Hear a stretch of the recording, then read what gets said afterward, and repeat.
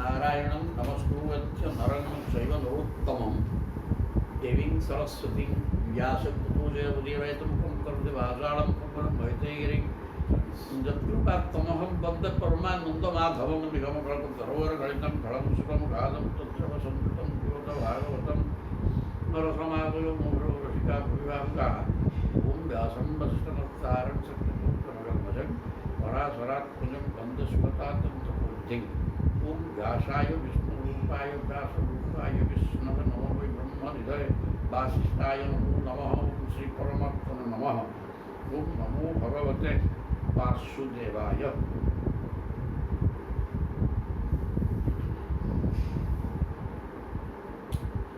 ହେଲେ ଏକାଦଶ ସ୍କନ୍ଧ ଅଧ୍ୟାୟ 8 ଅବଧୂତ ଯିଏକି ଦତ୍ତାତ୍ରେୟ ଯଦୁରାଜାଙ୍କୁ କହୁଛନ୍ତି 24ଟି ଗୁରୁ କରିଛି ଆଉ 24 ଜଣ ସେମାନଙ୍କର ଆଚାର ବ୍ୟବହାରକୁ ନେଇ ତାଙ୍କଠାରୁ ମୁଁ ଶିଖିଛି। ଏହି ପ୍ରକାର 24 ଗୁରୁ ଭିତରୁ କିଛି ଯାଇଥିଲେ। ବର୍ତ୍ତମାନ ଅଷ୍ଟମ ଅଧ୍ୟାୟ ଆରମ୍ଭ ହେବେ। ଅଜଗର ସାପଠୁ ଆରମ୍ଭ ହେଲା। ଅଜଗରଙ୍କୁ ଏଇ ଗୁରୁ କରିଛି। କ'ଣ ହେଲା ଦେଖିବା। ବ୍ରାହ୍ମଣ ଉବାଚ, ବ୍ରାହ୍ମଣ ବୋଇଲେ ଅବଧୂତ ଦତ୍ତାତ୍ରେୟ କହୁଛନ୍ତି, ସୁଖମ ଐନ୍ଦ୍ରିୟକଂ ରାଜନ୍ ସ୍ୱର୍ଗେ ନାରକ ଏବ ଚ ଦେହିନାଂ ଯତଥା ଦୁଃଖଂ ତସ୍ମାତ୍ ନେଚ୍ଛେତ ତତ୍ ବୁଧଃ। ସୁଖମ ଐନ୍ଦ୍ରିୟକଂ ରାଜନ୍, ଇନ୍ଦ୍ରିୟଜନ୍ତ ଯେଉଁ ସୁଖ ଭୋଗ, ଏ ସୁଖ ଭୋଗଟା ନରଲୋକରେ ହେଉଛି, ମର୍ତ୍ତ୍ୟଲୋକରେ ହେଉଛି, ସ୍ୱର୍ଗଲୋକରେ ହେଉଛି, ନରକରେ ବି ଅଛି। ସ୍ୱର୍ଗରେ ଦେବତାମାନେ ଭୋଗ କରିପାରୁଛନ୍ତି ଇନ୍ଦ୍ରିୟ ଭୋଗ, ମର୍ତ୍ତ୍ୟଲୋକରେ ସବୁ ଇନ୍ଦ୍ରିୟ ଭୋଗ କରୁଛନ୍ତି। ଇଆଡ଼େ ନର୍କରେ ମଧ୍ୟ ମାନେ ପିଷ୍ଟା ଭିତରେ କୁର୍ମୀ ଅଛନ୍ତି, ସିଏ ବି ଇନ୍ଦ୍ରିୟ ଭୋଗ କରୁଛନ୍ତି। ତେଣୁ ଇନ୍ଦ୍ରିୟ ଭୋଗଟା ଗୋଟେ ବଡ଼ ସାଧାରଣ ନୁହେଁ କି ଗୋଟେ ବିଚିତ୍ର, କାରଣ ନର୍କରେ ଥିବା ଲୋକ ଇନ୍ଦ୍ରିୟ ସୁଖ ଭୋଗ କରୁଛନ୍ତି। ଆଉ ବଡ଼ କଥାଟି କ'ଣ? ତେଣୁକରି ଦେହିନାଂ ଯତଥା ଦୁଃଖମ ତସ୍ମାତ୍, ଆଉ ଏଇ ଇନ୍ଦ୍ରିୟ ଭୋଗ ଗୁଡ଼ାକ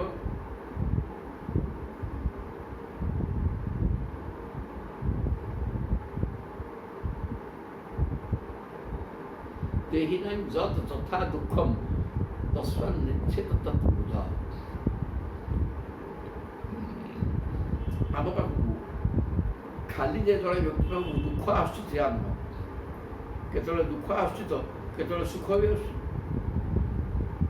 ସୁଖ ଏବଂ ଦୁଃଖ ଉଭୟ ମିଶିକିରି ଆସିବ। ତେଣୁ ଆମେ ସୁଖ ପଛରେ ଧାଇଁବା ଦରକାର ନାହିଁ। ଦୁଃଖ ଯେମିତି ଆସୁଛି ସୁଖ ମଧ୍ୟ ସେମିତି ଜବରଦସ୍ତ ଆସିବ। ସୁଖ ଦୁଃଖ ଉଭୟ ଆସିବେ ତାଙ୍କର ସେ।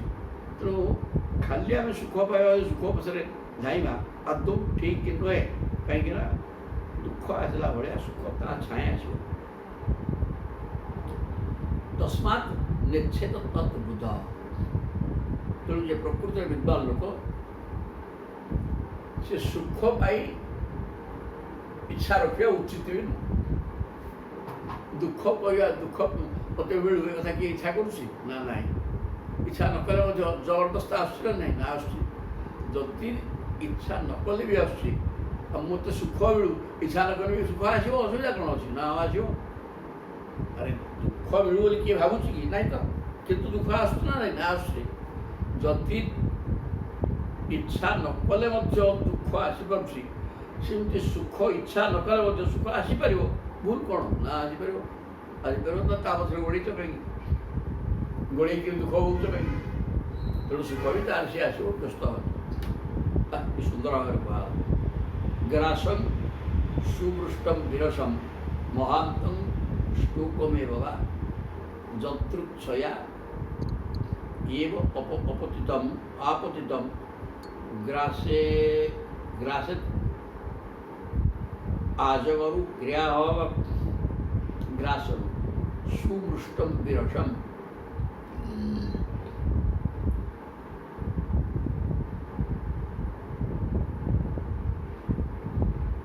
ଆହାରେ ଭଲ ମନ୍ଦ ନାହିଁ, ସେ ସ୍ଥାନେ ଯେମନ୍ତ ମିଳଇ। ସନ୍ତୋଷେ କର ଇଆହାର, ଏଡ଼େ ବିଚାର ନାହିଁ ମୋର। ଅଳପେ ବହୁତ ସନ୍ତୋଷ, ନ ମିଳେ କରେ ଉପବାସ। ବୋଲେ ଗ୍ରାସଂ ସୁମୃଷ୍ଟମ୍ ବିରସମ୍ ମହାନ୍ତମ।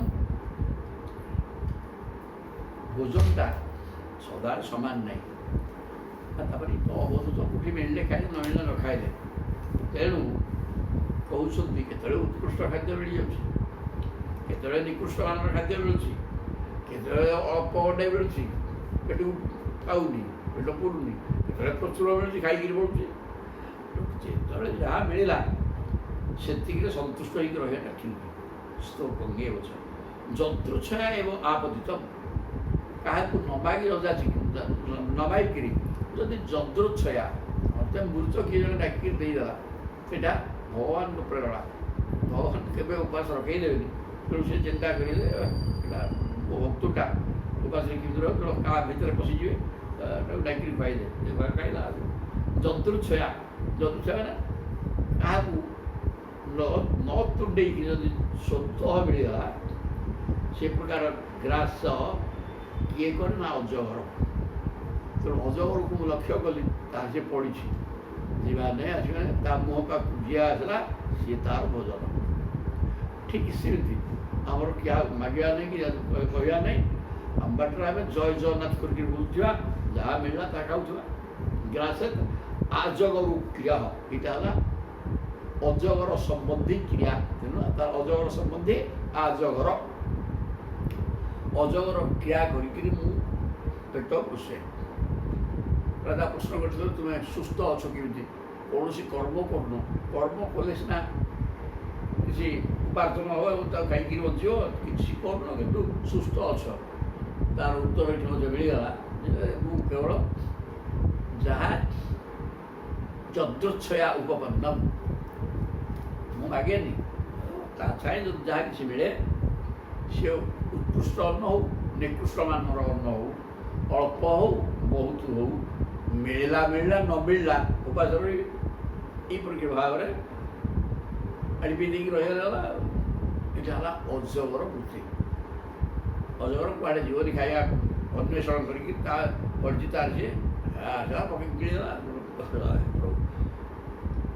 ସଇତା ହାନି ଭୂରିଣୀ ନିରାହାର ଅନୁପକ୍ରମ, ଯଦି ନୂପନମିତ ଗ୍ରାସ ମହାହି ଇବ ଦେଷ୍ଟଭୁକ୍।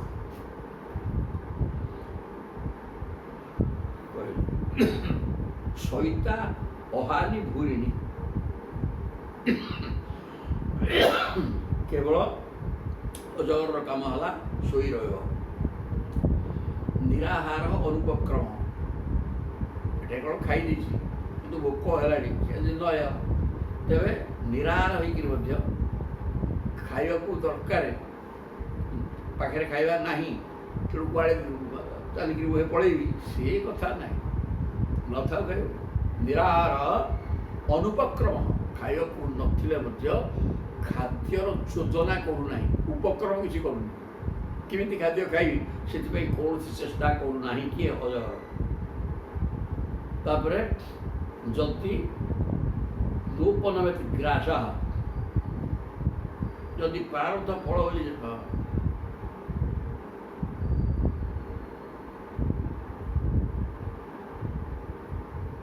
ଅଜଗର ପରି ନିଶ୍ଚେଷ୍ଟ ରହେ। ସେମିତି ଅଜଗର ଯେମିତି ଚେଷ୍ଟା ଶୂନ୍ୟ ହେଇ ଈଶ୍ୱର ଚିନ୍ତନ ତାର ସୀତା ବାଟରେ ପଡ଼ିଛି, ସେମିତି ଯେ ଉଚ୍ଚକୋଟୀର ସନ୍ଥ ବା ସନ୍ନ୍ୟାସୀ କି ଅବଧୂତ ଖାଦ୍ୟକୁ ଚିନ୍ତା କରିବା ଦରକାର ନାହିଁ। ତୁମର ତୁମେ ଈଶ୍ୱର ଚିନ୍ତନରେ ଥାଅ, ଯେତେବେଳେ ମିଳିବା କଥା ତାର ସେ ମିଳିବ। ମିଳିଲେ ପକାଇଦେବ, ନ ମିଳିଲେ ନ ହେଲା। ଯଦି ନ ଉପନମିତ ଗ୍ରାସ, ଯଦି କୌଣସି କାରଣରୁ ଗ୍ରାସ ମିଳିଲା ନାହିଁ, ତାହେଲେ ମହାହି ଇବ ଦିଷ୍ଟଭୁକ୍, ତାହେଲେ ସର୍ପ ଭଳିଆ, ଅଜଗର ସାପ ଭଳିଆ ପବନ ଖାଇକି ରହିବ। ଅଜଗରକୁ ତା ପାଟି ପାଖକୁ ଆସିଲେ ତ ଖାଇବ, ନହେଲେ ଖାଇବନି ଆଉ। ଆଉ ତେଣୁ ଯଦି ନ ମିଳିଲା କୋଉଦିନ ସେ କ'ଣ କରିବ? ରହିଲା ଉପବାସରେ ପବନ ଖାଇକି। ସର୍ପାହା ପିବନ୍ତି ପବନଂ ନ ଚତୁର୍ବଳାସ୍ତେ। ସାପ ଗୁଡ଼ାକ ବାୟୁକୁ ଆହାର କରିକି ମାନେ ପବନ କୁ ନେଇକିରି ବଞ୍ଚିଯାଆନ୍ତି ବହୁତ ଦିନ। ଖାଦ୍ୟ ତାଙ୍କର ଦରକାର।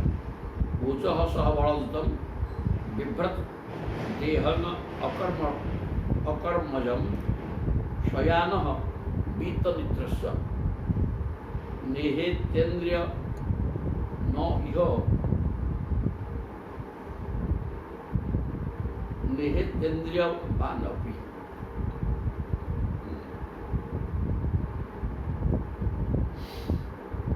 ଓଜ ସହ ବଳ। ଓଜ ମାନେ ମନୋବଳ, ସହ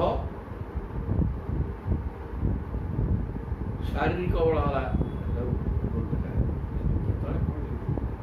ଶାରୀରିକ ବଳ। ଶାରୀରିକ ବଳ ହେଲା ବଳ। ଓଜ ହେଲା ଇନ୍ଦ୍ରିୟ ବଳ, ସହ ହେଲା ମନୋବଳ। ତାହେଲେ ମନୋବଳ, ଇନ୍ଦ୍ରିୟ ବଳ, ଶାରୀରିକ ବଳ, ବଳ ତିନି ପ୍ରକାର। ଏସବୁ ବଳ ବଳଯୁକ୍ତମ୍ ବିଭ୍ରତ ଦେହ ଅକର୍ମକମ୍। ଏପରି ତିନି ପ୍ରକାର ବଳରେ ଯୁକ୍ତ ହୋଇ ମଧ୍ୟ ଇନ୍ଦ୍ରିୟରେ କାର୍ଯ୍ୟ କରିବାର କ୍ଷମତା ଥାଇ ମଧ୍ୟ ଦେହ ଅକର୍ମକମ୍ ଶୟାନ ପୀତନିତ୍ରସ୍ୟ। ସେ ଶୋଇ ରହିବା ପରି ନିଶ୍ଚେଷ୍ଟ ଅବସ୍ଥାରେ ପଡ଼ି ରହିଥାଏ। ମନୋବଳ, ଶାରୀରିକ ବଳ, ଇନ୍ଦ୍ରିୟ ବଳ ସବୁ ଅଛି। ଯୁଆଡ଼େ ବୁଲିକିରି ବୁଲିକି ଚାଲିପାରିବ, ବୁଲିକି ଆହାର ସଂଗ୍ରହ କରିପାରିବ, କିନ୍ତୁ ତାହା ନ କରି ସେ ନିଶ୍ଚେଷ୍ଟ ଅବସ୍ଥାରେ ପଡ଼ି ରହେ।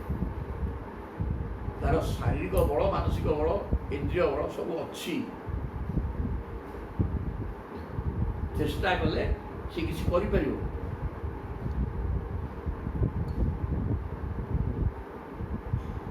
କିନ୍ତୁ ହେଲେ ସେ କୁଆଡ଼େ ନ ଯାଇ ଧୀରେ ସୁସ୍ଥେ ପଡ଼ି ରହିଥାଏ। ଯଦି ଶୟାନ ବିତ୍ତ ନିଦ୍ରହ, ଶୋଇ ରହିଛି ନିଦ୍ରାରେ ଶୋଇଲା, ଆହାର ପରଠା ମୋ ପାଖରେ ଥିଲେ ଖାଇପାରିବନି। ତେଣୁ ବିତ୍ତ ନିଦ୍ରା ନାହିଁ, ନିଦ୍ରାରେ ନ ଶୋଇ ଖାଲି ପଡ଼ି ରହେ। ଇନ୍ଦ୍ରିୟ ଶକ୍ତି ତାର ଠିକ୍ ଅଛି, ଶାରୀରିକ ବଳ ଅଛି, ମନୋବଳ ଅଛି, ଖାଇବାର ବ୍ୟବସ୍ଥା, ଭୋକ ହେଲେ ଖାଇବ, କିନ୍ତୁ ସେ ଚେଷ୍ଟା ଶୂନ୍ୟ ହେଇକି ରହେ, ପଡ଼ି ରହେ। ମୁହଁ ପାଖକୁ ଆସିଲେ ଖାଇବି, ନହେଲେ ହେବନି ଆଉ, ତାର ସଂକଳ୍ପ ସିଏ। ତେଣୁ ସିଏ ହେଲା ମୋର ଗୁରୁ। ଯାହା ମିଳିଲା ଖାଇଲେ, ନ ମିଳିଲା ନ ଖାଇଲେ। ସନ୍ନ୍ୟାସୀର କାମ ନୁହେଁ ଯେ ବହୁତ ବେଳେ ମିଳିଗଲା ଗଣ୍ଡୁଳି କରିକି କାନ୍ଧରେ ବିକ୍ରି ବୁଲିବ।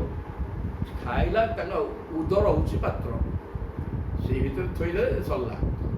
ଆଉ ଗୋଟେ ବକ୍ତୁ ନାହିଁ, ସେ ଚିନ୍ତାର ବିଷୟ ସେ ନୁହଁ। ମିଳିଲେ ଖାଇଲେ, ନହେଲେ ନାହିଁ, ସେ ଗୋଟାଏ ବକ୍ତ ଖାଇକି ପାଣି ପିଇକି ଶୋଇବେ। କ'ଣ କରୁଛି? ଇଏ ହେଲା ପାଠ। ତାପରେ ମୁନି ପ୍ରସନ୍ନ ଗମ୍ଭୀର ଦୁର୍ବିଗାହ୍ୟ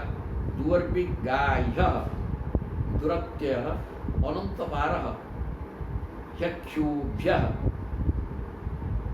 ତିମିତୁଦ ଇବାର୍ଣ୍ଣବ।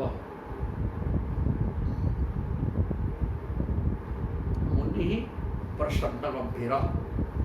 ମୁନି ମନନଶୀଳ, ଅର୍ଥାତ୍ ମନ ତ ସମସ୍ତଙ୍କର ଅଛି ନା, ହଁ, କିନ୍ତୁ ସମସ୍ତଙ୍କ ମନ ସଂସାରକୁ ମନନ କରୁଛି। କେବଳ ସଂସାର, ଟଙ୍କା ପଇସା, ଘର ଦ୍ୱାର, ସ୍ତ୍ରୀ ପିଲା, କି ଚିନ୍ତା। କିନ୍ତୁ ମନନ ମାନେ ଭଗବାନଙ୍କୁ କେମିତି ପାଇ ସେ ବ୍ୟତିବ୍ୟସ୍ତ ହେଉଥିବ। ସମୟ ଆଦୌ ଗୋଟାଏ ମୁହୂର୍ତ୍ତ ନଷ୍ଟ କରିବେ ନାହିଁ, ଭଗବାନଙ୍କୁ ପାଇବାର ବ୍ୟବସ୍ଥା କରୁଥିବେ। ନ ମିଳନ୍ତୁ ସେ କୌଣସି ଆପତ୍ତି ନାହିଁ, କିନ୍ତୁ ମୋ ଚେଷ୍ଟା ଚାଲିଛି। ମିଳିବା ସମୟ ହେଲେ ସେ ମିଳିବେ। ସମୟ ମାନେ ଆମେ ଠିକ୍ ସାଧନା କଲେ ଧ୍ରୁବ ଯେଉଁ ସ୍ଥିତିକି ଯାଇକି ଭଗବାନଙ୍କୁ ପାଇଥିଲେ, ସେ ସ୍ଥିତିକି ଆମେ ଗଲେ ପାଇବା, ଅସୁବିଧା କ'ଣ ଅଛି? ପ୍ରହ୍ଲାଦ ତପସ୍ୟା କରୁନଥିଲେ, କିନ୍ତୁ ଭାବ ଭକ୍ତିରେ ଈଶ୍ୱର ଚିନ୍ତନ କରୁଥିଲେ। ସେ ଯେଉଁ ସ୍ଥିତିରେ ଈଶ୍ୱରକୁ ଚିନ୍ତନ କରୁଥିଲେ, ସେ ସ୍ଥିତିରେ ଆମେ ଚିନ୍ତା କଲେ ଆମେ ପାଇପାରିବା। ତେଣୁ ଆମ ସାଧନା କହିଛା ଅଛି, ଭଗବାନ ମିଳୁନାହାନ୍ତି। କିନ୍ତୁ ଭଗବାନ ମିଳିପାରିବା ଜିନିଷ, ନ ମିଳିବା ଜିନିଷ ନୁହେଁ। ସଂସାର ମିଳିବନି, ଆମ ଭାଗ୍ୟରେ ଯାହା ଅଛି ଜଣେ ଏରୋପ୍ଲେନ୍ରେ ବୁଲୁଛି, ତାର ଏରୋପ୍ଲେନ୍ ଅଛି ବା ହେଲିକପ୍ଟର ଅଛି ଇତ୍ୟାଦି। ଆମର ସାଇକେଲଟା ନାହିଁ, କାହାର ଖାଇବାକୁ ନେଇ, ପିନ୍ଧିବାକୁ ନେଇ, ଭିକ୍ଷା ନେଇ। ତେବେ ଏଇ ଯେଉଁ ସବୁ ହେଇଛି ଏ ଭାଗ୍ୟ କର୍ମ ଅନୁସାରେ ଏଗୁଡ଼ାକ ହେଇଛି। ତେଣୁ ୟାକୁ ଏଥିରେ ବିଚଳିତ ହେବାର କିଛି ନାହିଁ। ତ ସମସ୍ତ ମନୁଷ୍ୟ ଗୋଟେ ପ୍ରକାର ହେଇଥାନ୍ତୁ ମୁନି ହିଁ ପ୍ରସନ୍ନ ଗମ୍ଭୀର। ତେଣୁ ସଦା ସର୍ବଦା ପ୍ରସନ୍ନ ରହ, ଖୁସିରେ ରହ। ସନ୍ତୋଷ ଏବ ପୁରୁଷସ୍ୟ ପରମ ନିଧାନ। କିଛି ନାହିଁ କିନ୍ତୁ ସନ୍ତୋଷ ଅଛି, ସନ୍ତୁଷ୍ଟି ସବୁ ମୋର ଅଛି। ଖାଇବାକୁ ନାହିଁ, ପିନ୍ଧିବାକୁ ନେଇକି ରହିବାକୁ ଘର ନାହିଁ, କିନ୍ତୁ ସିଏ ଚିନ୍ତା କରେନି। ଘର ତ ଅଛି, ଆଉ ଯେଉଁଠି ଅଛି ସେଠି ଗଡ଼ି ପଡ଼ିବି, କୁଆଡ଼ୁ ଗୋଟେ କ'ଣ ଖାଇଦେବି, ଅସୁବିଧା କ'ଣ ଅଛି। এই প্রকার হয়েকি যে সন্তোষ রহে, প্রসন্নতার না গম্ভীর। এবং গোটে আউ গোটে কথা ନ କହି ଗମ୍ଭୀର ଗାମ୍ଭୀର୍ଯ୍ୟ ରକ୍ଷା କରି ଚୁପଚାପ ରହିବ। ଦୁର୍ବିଗାୟ ଏ କ'ଣ କରିବାକୁ ଚାହୁଁଛନ୍ତି, ତାଙ୍କର ଆଚାର ବିଚାର କ'ଣ, ତ କେହି ଧରିପାରିବେ ନାହିଁ। ସେ କାହା ଆଗରେ କିଛି ପ୍ରକାଶ କରିବେନି, ଚୁପଚାପ ଚାଲିଥିବେ। ଆଉ ତାକୁ କ'ଣ କିଏ ଜାଣିବ, କ'ଣ କିଏ ସେ କ'ଣ କ'ଣ କାମ କ'ଣ। ଦୁରାତ୍ୟୟ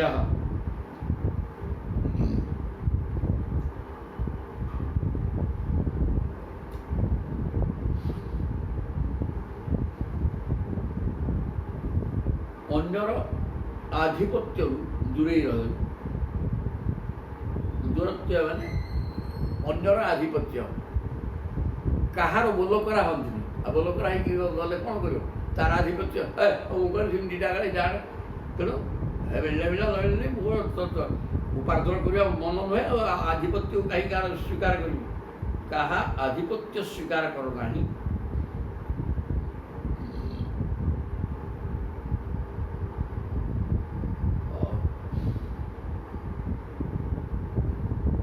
ভগবত পরায়ণ অনন্ত পারহ ক্ষোভ্য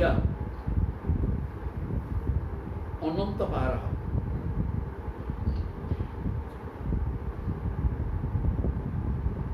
ପ୍ରଚୁର ନଦୀମାନଙ୍କର ପ୍ରଚୁର ଜଳ ପାଇଲେ ସମୁଦ୍ର ଉତ୍ଫୁଲ୍ଲିତ ହୁଏନି। ସମୁଦ୍ରଟା ପ୍ରଚୁର ଜଳ ଅଛି, ଆଉ ଗୋଟେ ନଦୀ ଆଣିକି ପ୍ରଚୁର ଜଳ ଦେଇଦେଲେ ଯଦି ସେ ଆନନ୍ଦିତ ହେଉଛି, ଜଳ ତ ମୋର ଅଛି, ଆହୁରି ଆସିଲା ମୋର କ'ଣ ଯାଉଛି। ତେଣୁ କିଛି ଅଧିକା ମିଳିଗଲା, ସେଥିରେ ଖୁସି ହେବାର ନାହିଁ। ନଦୀରୁ ଜଳ ନ ପାଇଲେ ଶୁଖିଯାଏନି। ନଦୀ ଆଣିକି ପ୍ରଚୁର ଜଳ ଦେଲା, ସେଥିପାଇଁ ସେ ଖୁସି ହୁଏନି ସମୁଦ୍ର। କି ଖରାଦିନେ ନଦୀ ଶୁଖିଲା ପରେ ପାଣି ଆସୁନି, ସେଥିପାଇଁ ସିଏ କ୍ଷୁବ୍ଧ ହୁଏନି। କାରଣ ମୋର ଢେର ତ ପାଣି ଅଛି, ଆଉ ମୋର ସବୁ ଅଛି, ସନ୍ତୁଷ୍ଟି। ମୁଁ କମିଗଲି, ଶୁଖିଗଲି, ଏ କଥା ସେ କାହିଁ ଚିନ୍ତା କରିବ କି? যে চিন্তা করবো সে বলা। ସେମିତି ମୁନି ଭଗବତ ପରାୟଣ ମୁନି ମଧ୍ୟ ସେହିପରି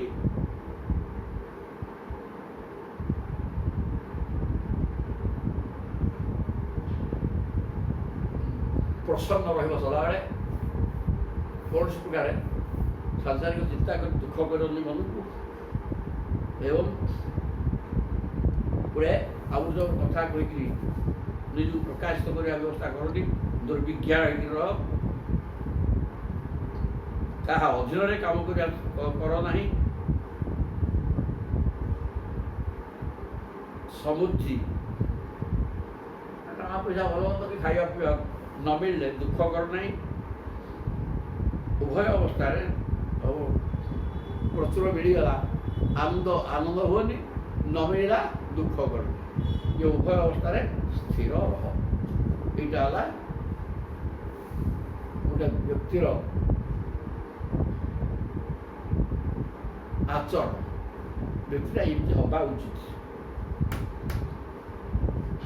ଦୃଷ୍ଟ୍ୱା ସ୍ତ୍ରିୟଂ ଦେବମାୟାଂ ତଦ୍ଭାବି ଅଜିତେନ୍ଦ୍ରିୟଃ ପ୍ରଲୋଭିତଃ ପତତ୍ୟନ୍ଧେ ତମସ୍ୟ ଅଗ୍ନୌ ପତଙ୍ଗବତ୍। କି ସୁନ୍ଦର ଉଦାହରଣ! କ'ଣ କହିଲେ? ଅଗ୍ନୌ ପତଙ୍ଗବତ୍ ପତତି ତମସି। ପତଙ୍ଗ ଛୋଟ ଛୋଟ କୀଟ କ'ଣ କରନ୍ତି, ଅଗ୍ନିଶିଖା ଜଳୁଛି, ଦୀପ ଜଳୁଛି ମନେକର, ସେ ଦୀପ ଶିଖା ଭିତରକୁ ପଶିଯିବେ, ପଶିଲେ କ'ଣ ହେବ, ପଡ଼ିଯିବେ ମଲେ। ତେଣୁ ପାଠ କହିଲେ ପତଙ୍ଗ ଯେମିତି ଦୀପ ଶିଖା ଭିତରକୁ ପଶିଯାଏ, ପଶିଲେ ମରିଯିବି, ମୁଁ ରହିବିନି ଆଉ, ଏ କଥା ସେ ଚିନ୍ତା ନ କରି ସେ ଜାଣିପାରେନି, ତା ଭିତରେ ପଶିଯାଏ ଓ ମରେ ମଧ୍ୟ। ଠିକ୍ ସେମିତି ଦେବତାଙ୍କର ମାୟା ହେଉଛି ସ୍ତ୍ରୀ, ସ୍ତ୍ରିୟଂ ଦେବମାୟାଂ, ସ୍ତ୍ରୀ ହିଁ ବିଷ୍ଣୁ ମାୟା, ମୂର୍ତ୍ତିମାନ ମାୟା। ସଦାବେଳେ ଭାଗବତ କଥା କହୁଛନ୍ତି ଅନେକ ଜାଗାରେ। ତେଣୁ ବିଷ୍ଣୁ ମାୟା ସ୍ୱରୂପିଣୀ ସ୍ତ୍ରୀ କି ଦେଖି ଯେଉଁମାନେ ଅଜିତେନ୍ଦ୍ରିୟ ସେ କ'ଣ କରିବେ, ତତ୍ ଭାବି ସେ ସ୍ତ୍ରୀର ରୂପ ଯୌବନକୁ ଭାବନା କରି ଆକୃଷ୍ଟ ହୋଇଯାଆନ୍ତି। ଯେମିତି ଦୀପ୍ୟମାନ ଅଗ୍ନିଶିଖା ପ୍ରତି ଆକୃଷ୍ଟ ହୋଇକରି ପତଙ୍ଗ ଯାଇକରି ପଡ଼ିକିରି ମରେ। ତେଣୁ ଏମାନେ ସେମିତି ଅଜିତେନ୍ଦ୍ରିୟ ବ୍ୟକ୍ତି ଗୁଡ଼ାକ ବିଷ୍ଣୁ ମାୟା ସ୍ୱରୂପିଣୀ ସ୍ତ୍ରୀ କି ଦେଖି ଭୋଗ ଲାଳସାରେ, ଇନ୍ଦ୍ରିୟ ତ ସଂଯତ ନୁହେଁ ଆଉ, ତେଣୁ ଭୋଗ ଲାଳସାରେ ମାତି ଯାଆନ୍ତି ଆଉ, ମାତିବା ପରେ ମରନ୍ତି, ଦୁର୍ଭାଗ୍ୟ ଭୋଗ କରନ୍ତି। ପ୍ରଲୋଭିତ ପତତ୍ୟନ୍ତେ, ସେ ଆକର୍ଷଣକୁ ଦେଖି ତାକୁ ଜିତେନ୍ଦ୍ରିୟ ହୋଇଥାଏ ସମ୍ଭାଳିଯିବ, ତା ନହେଲେ ତା ପଛରେ ଗୋଡ଼େଇଲା, ଗୋଡ଼େଇକି କ'ଣ ହେବ, ଅନ୍ଧକାର ଭିତରେ ପତତି, ଅଜ୍ଞାନ ଅନ୍ଧାର ଭିତରେ ସେ ପଡ଼ିଯାଏ। ତାପରେ ସର୍ବନାଶ ହୁଏ, ସର୍ବନାଶ। ତେଣୁ କିଛି ମାୟା ଭିତରେ ପସନ୍ଦ ବୋଲି କହିଲେ। ଯେ ପ୍ରକୃତର ଜ୍ଞାନୀ ଲୋକ, ବୁଦ୍ଧ ଜ୍ଞାନୀ ଲୋକ, ସେ ବିଷ୍ଣୁ ମାୟା ସ୍ୱରୂପିଣୀ ସ୍ତ୍ରୀ ପଛରେ ଗୋଡ଼ାନ୍ତି। ଗୋଡ଼େଇଲେ ପତଙ୍ଗ ଯେମିତି ଅଗ୍ନି ଶିଖାରେ ପଡ଼ିକିରି ମରେ, ସେମିତି ତୋର ମୃତ୍ୟୁ ହେଇଯିବ, ସେ କରନ୍ତି ତାର। ଯୋଶୀ ହିରଣ୍ୟା ଭରଣାମ୍ବରାଦି ଦ୍ରବ୍ୟେଷୁ ମାୟା ରଚିତେଷୁ ମୂଢ଼ ପ୍ରଲୋଭିତାତ୍ମା ହି ଉପଭୋଗ ବୁଦ୍ଧ୍ୟା ପତଙ୍ଗବତ ନଶ୍ୟତି ନଷ୍ଟ ଦୃଷ୍ଟି। ସୁନ୍ଦର କଥା କହିଲେ, ନଷ୍ଟ ଦୃଷ୍ଟି, ଦୃଷ୍ଟି ନଷ୍ଟ ହେଇଯିବ କ'ଣ ହେଇଗଲା, ଆଖି ଫୁଟିଯିବ ନା ନାଇଁ, ଆଖି ଅଛି କିନ୍ତୁ ବୁଦ୍ଧି ନଷ୍ଟ ଦୃଷ୍ଟି, ମାନେ ଭଲ କଥା ଦେଖିପାରେ, এটা କିଏ ଦେଖିବ ନା ବୁଦ୍ଧି, ବୁଦ୍ଧି ନଷ୍ଟ ହେଇଯିବ। ଆଖିଟାର ଅଛି କିନ୍ତୁ ନଷ୍ଟ ଦୃଷ୍ଟି କହିଲେ ବୁଦ୍ଧିଭ୍ରଷ୍ଟ ହେଇଯାଇଥିବା ବ୍ୟକ୍ତିଟା ପତଙ୍ଗ ଯେମିତି ନିଆଁରେ ପଡ଼ି ସେ ପୂର୍ବ ଶ୍ଲୋକ ଯାହା, ଏ ତାକୁ ଆଉ ଟିକେ ବିସ୍ତୃତ କରି ସେ ଏକା ଅର୍ଥ କହୁଛନ୍ତି। ଯେ ଯୋଶୀ, ସେଠି ଖାଲି ଯୋଶୀ କଥା କହିଲେ, ବିଷ୍ଣୁ ମାୟା ରୂପିଣୀ ବିଷ୍ଣୁ ମାୟା, ମାନେ ସତେ ଯେମିତି ବିଷ୍ଣୁଙ୍କର ମାୟା ସ୍ତ୍ରୀ ରୂପକୁ ନେଇକି ଆସେ, ଯେଉଁ ତା ସମ୍ପର୍କରେ ରହିଲେ ଭଲ ପଡ଼ିଛି। ଏଠି ଆଉ ଟିକେ ବଢ଼େଇକିରି କହୁଛନ୍ତି ଯେ ଯୋଶୀ ହିରଣ୍ୟ ମାନେ ସୁନା, ଆଭରଣ, ଅଳଙ୍କାର ପତ୍ର, ଅମ୍ବର ଆଦି, ଅମ୍ବର ମାନେ ଭଲ ଦାମିକା ବସ୍ତ୍ର ଖଣ୍ଡେ ପିନ୍ଧିବା, ଏଇସବୁ ଲାଳସା, ଇନ୍ଦ୍ରିୟ ଭୋଗ୍ୟ ପଦାର୍ଥ, ଏଇସବୁ ଦ୍ରବ୍ୟେଷୁ ମାୟା ରଚିତେଷୁ ଦ୍ରବ୍ୟେଷୁ, ଏଇଗୁଡ଼ାକ ମାୟାରେ, ମାୟା ଏଗୁଡ଼ାକ ରଚନା କରିଛି। କାହିଁକି ନା ଇନ୍ଦ୍ରିୟକୁ ଆକର୍ଷିତ କରିବା ପାଇଁ। ଗାମୁଛା ଖଣ୍ଡେ ପିନ୍ଧିକି ବୁଲିଲେ କ'ଣ ହେବନି କି, ଲଜ୍ଜା ଜଣାପଡ଼ ଖଣ୍ଡେ କ'ଣ ପିନ୍ଧିବ ଆଉ ସେ ପାଟୁଟେ ହେଲେ ହେବ, ପାଟ ପାଇଁ ବହୁତ ଟଙ୍କା ଦରକାର, ଟଙ୍କା ଥିବାର ଅଛି ନା, ନହେଲେ ଚୋରି କରିବା ଏଇ କାମ। ତେଣୁ ଇଏ ସବୁଗୁଡ଼ା କେତେ ସୁନ୍ଦର ଭାବରେ କହୁଛନ୍ତି। ସେ ଖାଲି ସ୍ତ୍ରୀ ନୁହେଁ, ସ୍ତ୍ରୀ ସହିତ ସୁନା ଆସିଲା, ଅଳଙ୍କାର ପତ୍ର, ଅମ୍ବର ମାନେ ଦାମିକା ଲୁଗାପଟା, ଏ ସବୁଗୁଡ଼ାକ ମାୟା ରଚିତେଷୁ ଦ୍ରବ୍ୟେଷୁ, ଏ ସବୁଗୁଡ଼ାକ ମାୟା ଦ୍ୱାରା ରଚିତ ଦ୍ରବ୍ୟରେ। ମାୟାର କାମ କ'ଣ, ଆକର୍ଷଣ କରି ଗିରି ବୁଲେଇବା, ଭଗବାନ ପାଖକୁ ନ ନେବା। ତେଣୁ ମାୟା ଏଗୁଡ଼ିକ ସବୁ ତିଆରି କରିକି ରଖିଛି। ମାୟା ରଚିତେଷୁ ଦ୍ରବ୍ୟେଷୁ, ମାୟା ଦ୍ୱାରା ସୃଷ୍ଟି ହେଇଥିବା ଏହିସବୁ ଦ୍ରବ୍ୟକୁ ମୂଢ଼ ମୂର୍ଖ ଲୋକ ନେଉଛି କି ତା ପଛରେ ଗୁଡ଼ାଏ ଇନ୍ଦ୍ରିୟ ସଂଯୋଜନ କରି ଆବଶ୍ୟକତା ନାହିଁ, ଜୀବନ ପାଇଁ ଆବଶ୍ୟକ ନାହିଁ, ଏଗୁଡ଼ାକର କୌଣସି ଇଏ ଦରକାର ଲାଗିବନି, ବେଦରକାରୀ ଜିନିଷ ଗୁଡ଼ାକ ତ ଛାଡ଼, କିନ୍ତୁ ସେ କଥା କରୁନାହିଁ। ପ୍ରଲୋଭିତାତ୍ମା ଅତ୍ୟନ୍ତ ଲୋଭଗ୍ରସ୍ତ ହେଇଯାଉଛି ଏସବୁ ଜିନିଷକୁ ଦେଖି। ସେଥିପାଇଁ ବର୍ତ୍ତମାନ 40 ଜଣ ଧରା ହେଲେଣି, କିଲୋ କିଲୋ ସୁନା, ଟଙ୍କା ପଇସା ସବୁ ଲୁଟି କରିକି କେତୁଟା ପେଟ ଧର, 5 ଜଣ 3 ଜଣ କି 5 ଜଣ ଲୋକ ତେବେ ଅଛ, ଖାଇକିରି ବଞ୍ଚିବ, ଦେଶର ଉନ୍ନତି ହଉ, ଖାଲି ତୋର ଉନ୍ନତି ସ୍ୱାର୍ଥକୁ ନେଇ କେତେ କେତେ ପଦବୀ କେତେ ସମ୍ମାନାସ୍ପଦ ସ୍ଥାନରେ ରହିଥିଲେ ମଧ୍ୟ ବର୍ତ୍ତମାନ ଏ ଯେଉଁ ମାୟାର ଆକର୍ଷଣ ସମ୍ପତ୍ତିବାନ ହେବି, ଏ ଆକର୍ଷଣ ଫଳରେ କେତେ ମାନେ ଅଧୋପତନ ୟାଠୁ ବଳିକିରି ଦୁର୍ଭାଗ୍ୟ ବଞ୍ଚି ଥାଇପାରେ। ଅଡ଼ଙ୍ଗୀ ଅଛନ୍ତି ପିଅନ, ଆଦେଶ ଦେଲେ ସବୁ କାମ ହବ, ରାଜଭୋଗ କରୁଥିବା ଲୋକ ଜେଲରେ ବର୍ତ୍ତମାନ ଏବଂ କୋଟି କୋଟି ଆଣିକି ରଖିଥିଲେ, ସେଗୁଡ଼ାକ ଲୁଣ୍ଠନ ହୋଇକିରି ଯିବ। ତେବେ ଏଇସବୁ ଜିନିଷ କାହିଁକି ହେଉଛି ନା ଅତ୍ୟନ୍ତ ଲୋଭ, ପ୍ରଲୋଭିତାତ୍ମା। ଆତ୍ମା ବୋଇଲେ ଆତ୍ମା ତ ସାକ୍ଷୀ, ଇଏ ଲୋଭ କରନ୍ତିନି, ତେବେ ସବୁ ମନ ମଧ୍ୟ ଆତ୍ମା ସହିତ ସିଧାସଳଖ ସମ୍ପର୍କ। ଚୈତନ୍ୟ ଶକ୍ତି ସହ ଚୈତନ୍ୟ ଶକ୍ତି ଯେଉଁଠି ଥିବେ ମନ ସେଇଠି ଥିବ। ଏ ଶରୀର ଭିତରେ ଚୈତନ୍ୟ ଅଛନ୍ତି, ମନ ବି ଅଛି, ଏ ଶରୀର ଛାଡ଼ିଲେ ମନ ଚୈତନ୍ୟ ସହିତ ପଳେଇବ ସୁଖ ଶରୀର।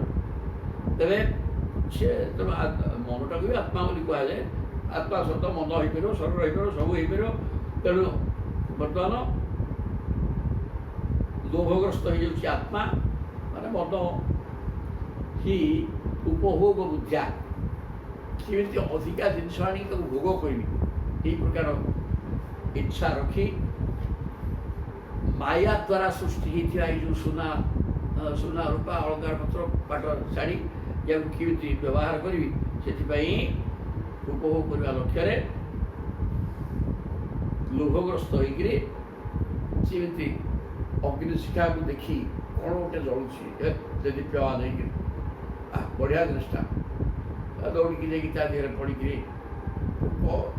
କୀଟପତଙ୍ଗ ପୋଡ଼ିକିରି ମରନ୍ତି, ନିଜ ଛାଏ ନିଜେ ତା ଭିତରେ ପଶିକିରି ସେମିତି ଭୋଗ କରିବା ଲାଳସାରେ ଭୋଗ୍ୟ ବସ୍ତୁର ଆକର୍ଷଣରେ ଆକୃଷ୍ଟ ହେଇ ଇନ୍ଦ୍ରିୟକୁ ଜୟ କରୁନଥିବା ମୂଢ଼ ବ୍ୟକ୍ତି ଗୁଡ଼ାକ ଲୋଭରେ ପଡ଼ି ବିନାଶକୁ ଖୋଜୁଛନ୍ତି। ଏଟା ହେଲା କଳିଯୁଗର ଧର୍ମ। ସ୍ତୋକଂ ଗ୍ରାସଂ ଦେହ ବର୍ତ୍ତିତ ଯାବତା ଗୃହା ନହିଂସନ୍ନ ତିଷ୍ଠତେ ମୃତ୍ୟୁ ମାଥୁ କରି ବୁଦ୍ଧି।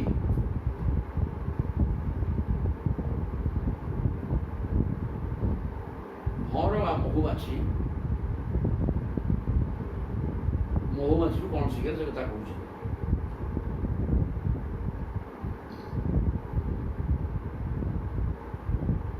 ଅଜଗର ମୃତ୍ୟୁ ତର ଗଲା, ତାପରେ ମହୁମାଛି କଥା ହେଲା। କ'ଣ କରି ସିଏ ଫୁଲ ଭ୍ରମର ବା ମହୁମାଛି ଫୁଲ ଏପଟୁ ସେପଟକୁ ବୁଲି ବୁଲିକିରି ମହୁ ସଂଗ୍ରହ କରେ। ମୁନି ସେହିପରି ସ୍ତୋକମ୍ ମହୁ ଗୁଡ଼ା କ'ଣ କିଲୋ କିଲୋ ଥୁଆ ହେଇଛି ନା ଟୋପା ଟୋପା ଅଣୁ ପରମାଣୁ ଭଳିଆ ଟିକେ ଟିକେ କ'ଣ କୋଉଠି ଅଛି, ତାକୁ ସିଏ ସଂଗ୍ରହ କରେ। ତେଣୁ ସ୍ତୋକ ଟିକେ ଟିକେ ଟିକେ ଟିକେ ରହିଛି ପଡ଼ିକା, ତାକୁ ସିଏ ଗ୍ରହଣ କରି ଗ୍ରାସ ଦେହ ବର୍ତ୍ତେ ଯାବତା, ଯେତେବେଳେ ପର୍ଯ୍ୟନ୍ତ ଶରୀର ଅଛି, ଶରୀରର ସୁରକ୍ଷା ପାଇଁ ଭୋଜନ ବି ଦରକାର। ତେଣୁ ମହୁମାଛି ବା ଭ୍ରମର ଫୁଲ ବିନ୍ଦୁ ମହୁ ସଂଗ୍ରହ କରେ। ମୁନି ସେହିପରି ଘର ଘର ବୁଲି ଅଳ୍ପ ଅଳ୍ପ ଅନ୍ନ ଭିକ୍ଷା କରିବା ଉଚିତ। ଗୋଟିଏ ମାତ୍ର ପଦର ସୁଗନ୍ଧରେ ଆସକ୍ତ ହୋଇ ତାରି ଭିତରେ ବସି ରହି ରସ ସଂଗ୍ରହ କରୁଥିବା ଭ୍ରମର ଯେପରି ସୂର୍ଯ୍ୟାସ୍ତ ପରେ ପଦ୍ମ ମୁଦ୍ରିତ ହୋଇଯିବାରେ ତା ଭିତରେ ବନ୍ଦୀ ହେଇକିରି ନଷ୍ଟ ହୋଇଯାଏ। ସ୍ୱାଦ ବାସନାରେ ଗୋଟିଏ ଘରୁ ଅନ୍ନ ଖାଇଲେ ସଂସର୍ଗ ମୁହଁରେ ପଡ଼ି ସନ୍ନ୍ୟାସୀ ବି ସେହିପରି ନଷ୍ଟ ହୋଇଯିବ। ଆଚ୍ଛା ଆଚ୍ଛା ଆଚ୍ଛା ଆଚ୍ଛା ଆଚ୍ଛା ସୁନ୍ଦର ଭାବରେ ଗୋଟେ କହିଲେ ଯେ ମହୁମାଛି ବା ଭ୍ରମର ସ୍ତୋକମ୍ ଟିକେ ଟିକେ ମହୁ ସଂଗ୍ରହ କରି ଏଠି ସେଠି ବୁଝିକିରି, କିନ୍ତୁ ଭ୍ରମରର ଗୋଟେ ଦୁର୍ଗୁଣ ଅଛି। ପଦ୍ମ ଭିତରେ ଅତ୍ୟନ୍ତ ସୁଗନ୍ଧ ଏବଂ ମହୁ ଥାଉ ନଥାଉ ତା ଭିତରେ ସେ ବସିକି ରହିଥିବ। ସୂର୍ଯ୍ୟଙ୍କ ଉପସ୍ଥିତିରେ ଫୁଟିକି ରହିଲା ସେ, ସୂର୍ଯ୍ୟ ଚାଲିଗଲେ ପଦ୍ମ ମୁଦ୍ରିତ ହେଇଯିବ ଆଉଥରେ। ଆଉ ମୁଦ୍ରିତ ହେଇଗଲା ପରେ ତା ଭିତରୁ ବାହାରି ପାରେନି ଭ୍ରମର, ନିଶ୍ୱାସ ନେବା ପାଇଁ ଅସମର୍ଥ ହୁଏ, ତେଣୁ ତା ଭିତରେ ରହି ମରେ। ତେଣୁ ଏ କଥା କହିକିରି କହୁଛନ୍ତି ଜଣେ ବ୍ୟକ୍ତି ଗୋଟିଏ ଘରୁ ଯଥେଷ୍ଟ ଖାଇବାକୁ ମିଳୁଥିବ ତା ଘରେ ଆଶ୍ରୟ ଦେଇକି ରହିଲେ ସେ ଘରେ ଆବଦ୍ଧ ସେ ହେଇଯାଏ ଏବଂ ତାର ସନ୍ନ୍ୟାସୀ ବ୍ରତ ନଷ୍ଟ ହୋଇଯାଏ। ତେଣୁ ଯେଉଁଠି ଯାହା ମିଳିଲା ଏଠି ସେଠି ବୁଲି ବୁଲିକି ଖାଦ୍ୟ ସଂଗ୍ରହ କରିବା ଠିକ୍।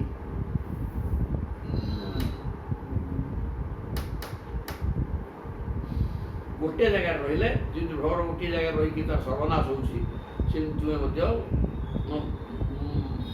ମନୋବୃତ୍ତି ନଷ୍ଟ ହୋଇଯିବ। ଗୋଟିଏ ଜାଗାରେ ରହିଲେ ତାଙ୍କ ପ୍ରତି ମୋହ ଆସିବ, ଆସକ୍ତି ଆସିବ, ଗୃହସ୍ଥାଶ୍ରମରେ ପଡ଼ିଲେ ପଶିଗଲା ଭଳିଆ ଆଉ ଯାହା ମିଳିଲା ଏଠି ବୁଲି ବୁଲିକି ଖାଇବ।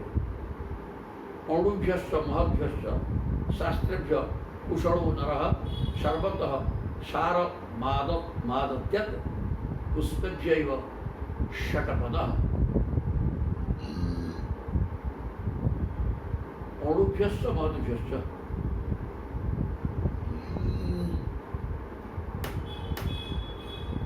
ଶାସ୍ତ୍ରେଭ୍ୟ କୁଶଳୋ ନରଃ, ଯେ ପ୍ରକୃତରେ ଯେଉଁ ବ୍ୟକ୍ତି କୁଶଳ ମାନେ ଦକ୍ଷ, ସିଏ ଅଣୁ ପରମାଣୁ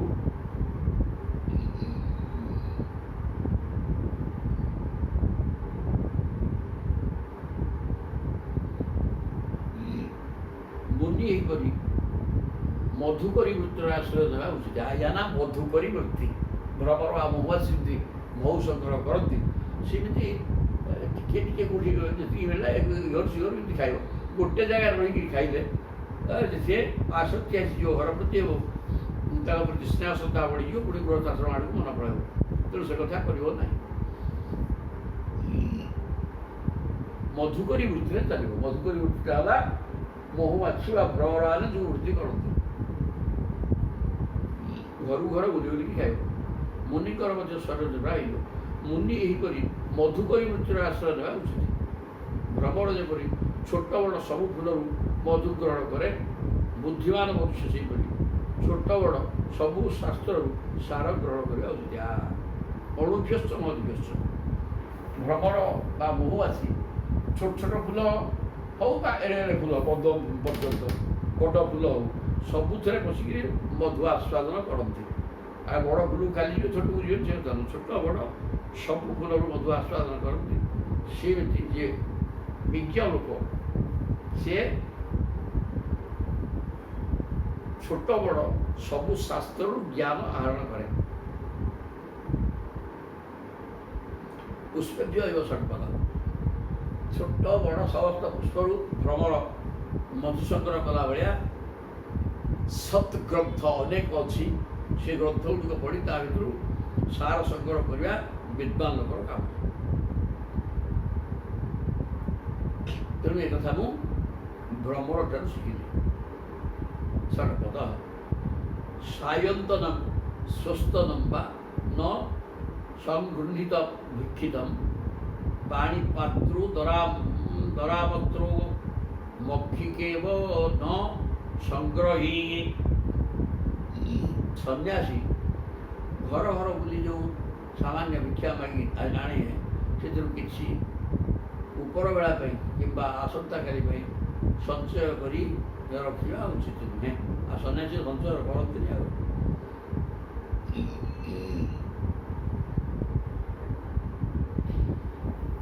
ସନ୍ନ୍ୟାସୀ ଭିକ୍ଷିତ ଅନ୍ନମ୍, ଭିକ୍ଷା କରି ଆଣିଥିବା ଅନ୍ନକୁ ସାୟନ୍ତନମ୍ ଏବେ ତ ଖାଇଦେଲି ପେଟେ ଆଉ ଗୋଟେ ଥାଉ ସନ୍ଧ୍ୟାରେ ଖାଇବା ବା କାଲି ବି ରଖିଦେବା ଏ ପ୍ରକାର କରିବା ଉଚିତ ନୁହେଁ। ଏ ପ୍ରକାର କରିବା ତା ସନ୍ନ୍ୟାସର ବିଧାନ ନାହିଁ, ତେଣୁ ତାହା କରାଯିବା ଅନୁଚିତ। ପାଣି ପାତ୍ର ଦ୍ୱାରା ମାତ୍ର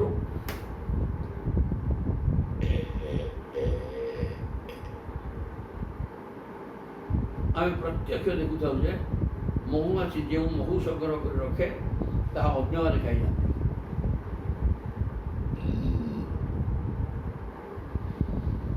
ଭିକ୍ଷା କରିବା ପାଇଁ ଅନ୍ୟ କୌଣସି ପାତ୍ର ନ ଧରିବା।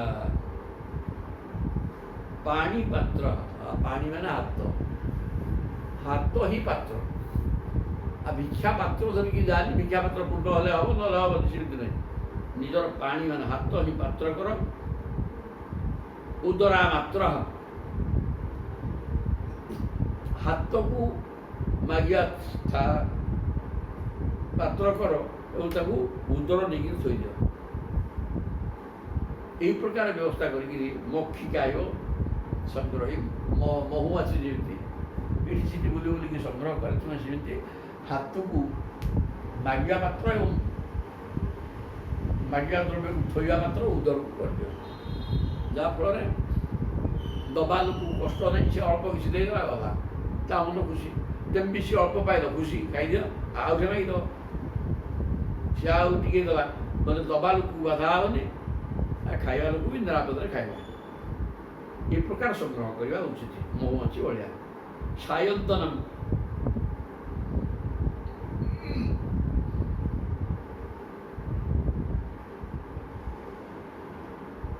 ସ୍ୱସ୍ତନମ୍ ବା ନ ସଂଗୃହୀତ ଭିକ୍ଷୁକ ମକ୍ଷିକାୟ ସଂଗୃହଣ ସହତେନ ବିନଶ୍ୟତି। ଯଦି ମହୁମାଛି ଭଳିଆ ବେଶୀ ସଂଗ୍ରହ କରିକି ଆଣିକିରି ସାଇଥିବା ବ୍ୟବସ୍ଥା କଲା ସନ୍ନ୍ୟାସୀ, ତେଣୁ ସେ ହବ କ'ଣ, ସେ ସାଇଥିବା ଦ୍ରବ୍ୟ ଚୋର ପଶିବେ, ସାଇଥିବା ଦ୍ରବ୍ୟ ନେବା ସଙ୍ଗେ ସଙ୍ଗେ ନିଜର ଜୀବନ ମଧ୍ୟ ହାରିବ। କାହିଁକିନା ତୁମେ ତା ଆଣିକି ରଖିଥିବା ଜିନିଷ ପ୍ରତି ତମର ମମତା ଅଛି, ତେଣୁ ତା ସାଙ୍ଗରେ ଯୁଦ୍ଧ କରିବ, ତା ସାଙ୍ଗରେ ଲଢ଼େଇ କରିବ, ଯେହେତୁ ସେ ନେଇକି ପଳେଇବ, ଆଉ ତେଣୁ ତା ସେମିତି ଗଲା ଯୁଦ୍ଧ ବି ମରିବ। ତେଣୁ ସନ୍ଧ୍ୟା ପାଇଁ ବା କାଲିକି ଖାଦ୍ୟ ପଦାର୍ଥ ସଂଗ୍ରହ କରି ରଖିବି, ଏକଥା ଭିକ୍ଷୁକ ନ କରିବ। କଲେ ହବ କ'ଣ, ମହୁମାଛି ସଂଗ୍ରହ କରି ରଖିବା ଫଳରେ ତାର ବିନାଶ ହୁଏ, ସେ ଦ୍ରବ୍ୟ ନଷ୍ଟ ହେବା ସହିତ ନିଜର ଜୀବନ ନାଶ ହେଇଯାଏ। ସେମିତି କଦାପି ଯୁବତୀ ଭିକ୍ଷୁ ନ ସୁଷେତ ଦାରବିଙ୍ଗପି କୃଷନ୍ କରିବ ମଧ୍ୟେତ ପରିନ୍ୟାଗ ଅଙ୍ଗସଙ୍ଗତ ହଲ। ଯେ ପ୍ରକୃତରେ ସନ୍ନ୍ୟାସୀ ଭିକ୍ଷୁକ ସିଏ ଦାରୁମୟୀ ସ୍ତ୍ରୀ ମୂର୍ତ୍ତିକି ପାଦରେ ବି ସ୍ପର୍ଶ କରିବା ଉଚିତ ନୁହେଁ। ହାତ ସ୍ପର୍ଶ ତ ଦୂରର କଥା, ପାଦ ସ୍ପର୍ଶ ବି କରିବା ଉଚିତ ନୁହେଁ। ଦାରୁମୟୀ ସ୍ତ୍ରୀ, ସତ ସ୍ତ୍ରୀ ନୁହଁ, ଦାରୁମୟୀ କାଠରେ ତିଆରି ସ୍ତ୍ରୀକି ମଧ୍ୟ ପାଦରେ ସ୍ପର୍ଶ କରିବା ଉଚିତ ନୁହେଁ। କାରଣ ସ୍ପର୍ଶନ ଯଦି ଛୁଇଁବ ତାହେଲେ ହାତୀ ଭଳିଆ ବିନାଶ ହେବ। ହାତୀ କ'ଣ ହୁଏ ନା, ଜଙ୍ଗଲୀ ହାତୀ ଧରିବା ପାଇଁ ହାତୀ ଧରାଳି କ'ଣ କରନ୍ତି, ଗୋଟେ ଗାତ ଖୋଳି ଦେଇ ତା ଭିତରେ ମାଇ ହାତୀକି ରଖିଦିଅନ୍ତି। ସିଏ ଗର୍ଜନ ଛାଡ଼ିବ, ତା ଗର୍ଜନ ଶୁଣିକି ତା ହାତୀ ଆସିବ, ଏଇଠି ମାଇ ହାତୀଟା ଅଛି। ଆସିଲେ ଅଙ୍ଗସଙ୍ଗ ପାଇଁ ଆସିବ, ଯା ତା ଯୋଉ ତା ଭିତରେ ପଡ଼ିଯିବ, ପଡ଼ିଗଲେ କ'ଣ ହବ, ଆଉ ବାହାରିପାରିବନି, ତାକୁ ଧରିବେ ସିଏ। ପଦ୍ଧତି କରିନ୍ୟା ଅଙ୍ଗସଙ୍ଗତ, କରିଣୀ ମାନେ ମାଇ ହାତୀର ଅଙ୍ଗସଙ୍ଗ କରିବା ଲକ୍ଷ୍ୟରେ ଦନ୍ତା ହାତୀ ମାଟି ଆସେ ଏବଂ ତା ଭିତରେ ପଡ଼ିକିରି ଅନ୍ୟ ଦ୍ୱାରା ବନ୍ଧା ହେଇକି ରହେ। ତେଣୁକରି ସେ ସନ୍ନ୍ୟାସୀ ଦାରୁ କାଠ ତିଆରି ସ୍ତ୍ରୀ ମୂର୍ତ୍ତିକି ପାଦରେ ବି ସ୍ପର୍ଶ କରନି, ଦୂରେଇକି ରହ ତାଠୁ। କାରଣ ସ୍ତ୍ରୀ ହେଉଛି ଅତ୍ୟନ୍ତ, ଯେତେ ଗୋଟେ ଦ୍ରବ୍ୟ କଥା ବି କହିଲେ ସୁଦ୍ଧା ସୁନା ଅଳଙ୍କାର ଲୁଗାପଟା ଇତ୍ୟାଦି। କିନ୍ତୁ ଏ ସବୁଠାରୁ ଅଧିକା ଆକର୍ଷଣୀୟ ବା ଭୋଗ ରହିଛି ସ୍ତ୍ରୀ ପାଖରେ। ସ୍ତ୍ରୀଟା ସନ୍ନ୍ୟାସୀ ଯିଏ ତା ପାଖକୁ ନପସନ୍ଦ କୁହାହେଉଛି। ନାଧି ଗଚ୍ଛତେ ସ୍ତ୍ରିୟଂ ପ୍ରାଜ୍ଞଃ କରିଚତେ ମୃତ୍ୟୁମାତ୍ମନଃ ବଳାଧିକୈଃ ସ ହନ୍ୟେତ ଗଜୈଃ ଅନ୍ୟୈଃ ଗଜୋ ଯଥା।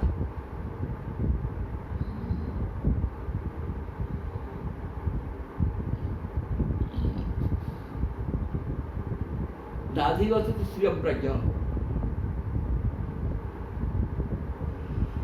ତେଣୁ ଯେ ବୁଦ୍ଧିମାନ ଲୋକ ସେ ସ୍ତ୍ରୀ ପାଖକୁ ଯିବ ନାହିଁ, କରିଚିତ କେବେ ହେଲେ ଯିବନି। ମୃତ୍ୟୁମାତ୍ମନଃ ସ୍ତ୍ରୀ ପାଖକୁ ଯିବା ହିଁ ନିଜର ମୃତ୍ୟୁ ସାଙ୍ଗେ ସମାନ। ଏ ପ୍ରକାର ଚିନ୍ତନ କରି ତାମାନେ ତା ମାୟାଦାନରେ ପଡ଼ିଗଲେ ତୁମେ ଆଉ ଖସି ପାରିବନି ଏବଂ ତୁମର ମୃତ୍ୟୁ ହେଇଯିବ। ତେଣୁ ସ୍ତ୍ରୀଟା ନିଜର ମୃତ୍ୟୁ ସନ୍ନିକଟ ହେବା ବୋଲି ଚିନ୍ତା କରି ତା ପାଖକୁ ଯିବ ନାହିଁ।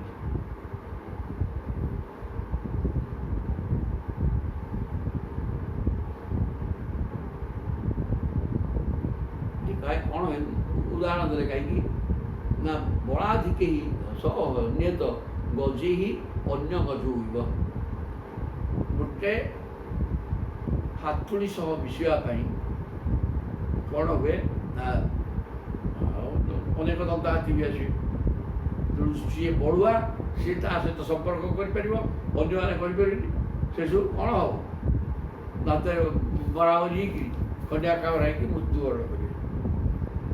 ତେଣୁକରି କୌଣସି ଅପରିଚିତ ସ୍ତ୍ରୀ ପଛରେ ଗୋଡ଼ା ନାହିଁ।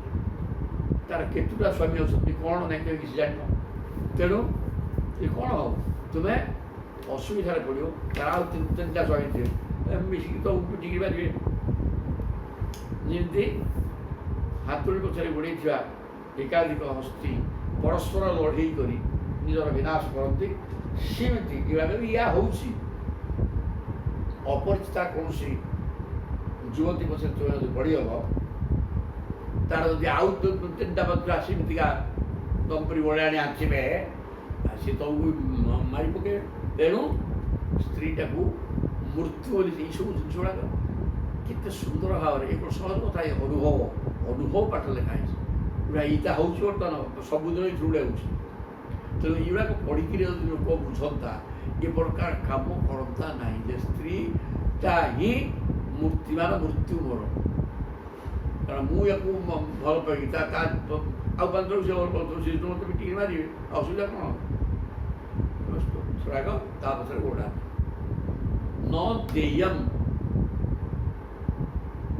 ନୋପଭୋଗ୍ୟଂ ଚ ଲୁବ୍ଧୈଃ ଯତ୍ ଦୁଃଖ ସଞ୍ଚିତଂ ଭୁଙ୍କ୍ତେ ତଦପି ତଚ୍ଚାନ୍ୟଃ ମଧୁହା ଇବ ଅର୍ଥବିତ୍ ମଧୁ।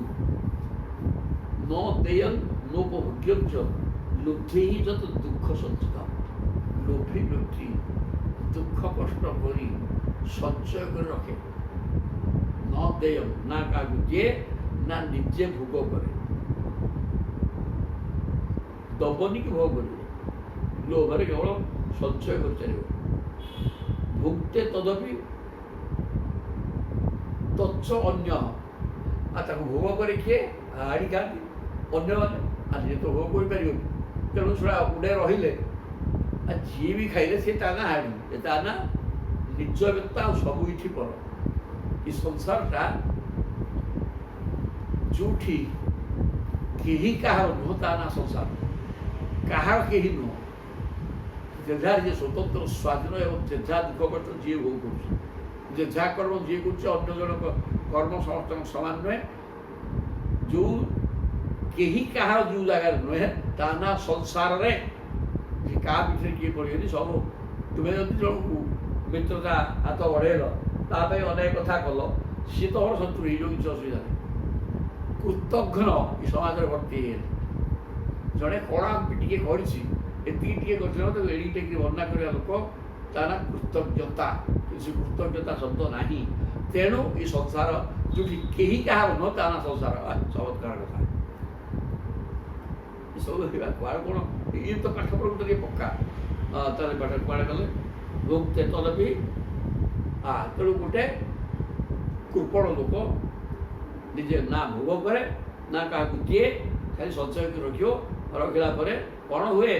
ମଧୁହା ଇବ ଅର୍ଥବିତ୍ ମଧୁ। ମଧୁହା ମହୁକୁ ହରଣ କରିବା ଲୋକ। ମହୁ ନେଇକିରି ବିକିବେ, ପଇସା ମିଳିବ, ମାଗଣା ମାଗଣା ହେଇଗଲା। ମହୁମାଛି ଗୁଡ଼ା ଖାଇ କାମୁଡ଼ି କାଇଦା କରିକି ଯାଇ ମହୁ ପେଡ଼ାରୁ ମହୁ ଭାଙ୍ଗି ଆଣିକିରି ବିକିକିରି ମଧୁହା। ତେଣୁ ଯଦି ମହୁମାଛି ଭଳିଆ ନା ଖାଇଲା ନା କାହାକୁ ଦେଲା, ସଞ୍ଚୟ କରି ରଖିଲ, ସେଟା ଆଖି ଦୃଷ୍ଟିଆ ହେଲା ସମସ୍ତଙ୍କର। ଅନ୍ୟମାନେ ଆସିକି ତାକୁ କ'ଣ କରିବେ? ଲୁଣ୍ଠନ କରିକି ନେବେ। ମଧୁହା ଭଳିଆ ନେଲେ ତୁମ ଜୀବନ ବିପନ୍ନ, ତୁମ ସଞ୍ଚିତ ସମ୍ପତ୍ତି ଗଲା। ତେଣୁ ଅଧିକା ସଞ୍ଚୟ କରି ରଖିବାର କିଛି ମୂଲ୍ୟ ନାହିଁ। ଏକଥା ମଧୁହା।